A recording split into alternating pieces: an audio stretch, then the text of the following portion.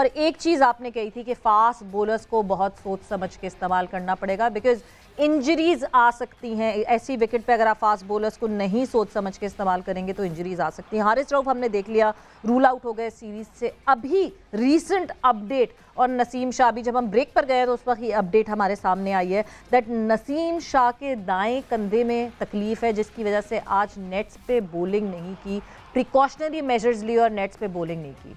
लाला, बात सही होती जा रही है आपने जो कही थी? सवेरा, मैं फिर वही बात करूंगा, क्योंकि आप कंटिन्यू अपने फास्ट बॉलर्स को इन डेड पिचेस पे नहीं खिला सकते, जिसमें फास्ट बॉलर एंजॉय नहीं कर रहा हो, जिसमें हर ओवर में जान लगानी पड़ रही। और नसीम शाह के, जिस तरह मैंने लास्ट टाइम आपको कहा था कि उसके हर स्पेल में बड़ी जान थी, उसने बड़ी तगड़ी बॉलिंग की है, उसने लाके बॉलें छोड़ी नहीं है।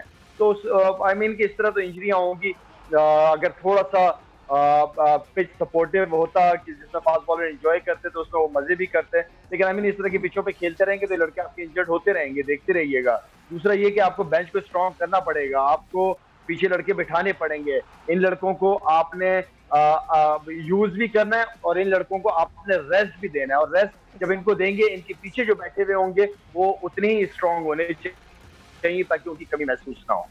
एग्जैक्टली आज प्रेस कॉन्फ्रेंस में भी बाबर आजम ने ये बात की, वर्कलोड मैनेजमेंट की बात हुई, उनसे सवाल पूछा गया शाहीन की इंजरी को लेकर, हारिस रऊफ की इंजरी को लेकर कि कितना मिसमैनेज किया जा रहा है हमारे फास्ट बॉलर्स को। आज उन्होंने इस बात पे अग्री किया कि हाँ जी, वर्कलोड मैनेज करेंगे और हम रोटेशन के बारे में सोचेंगे। मगर इससे पहले तक लाला, जब भी ये बात की जाती थी टीम मैनेजमेंट से या कभी कप्तान से भी ये बात पूछी जाती थी, तो जवाब यही आता था कि हम खेलते कितना है, हम इतना कम खेलते हैं, इन थोड़े से मैचेस में भी अगर इन टीम्स को, इन प्लेयर्स को रेस्ट देंगे तो ये खेलेंगे कैसा। आपको लगता है कि हमने, शाहीन का तो इशू हम सबको ही पता है, यहाँ पे बहुत बात हुई है जिस तरह मिसमैनेज हुआ, बट हमने हारिस रऊफ को भी मिसमैनेज किया, बिकॉज 4 साल पहले तक तो वो कॉक की बॉल से बॉलिंग भी नहीं करते थे। हम इस फैक्ट को रियलाइज क्यों नहीं करते? सवेरा देखें, बात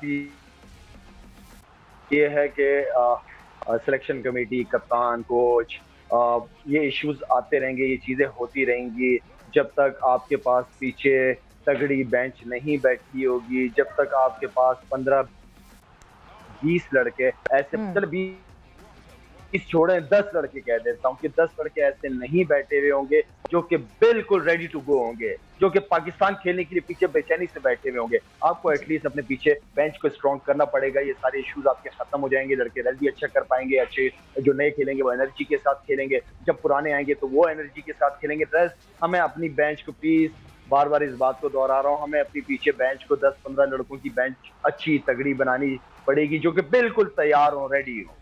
बिल्कुल बिल्कुल, और बेंच बनाना बहुत ही ज़रूरी है, बिकॉज जब कोई इंजर्ड हो जाता है तो हमें समझ ही नहीं आता कि हमने क्या करना है।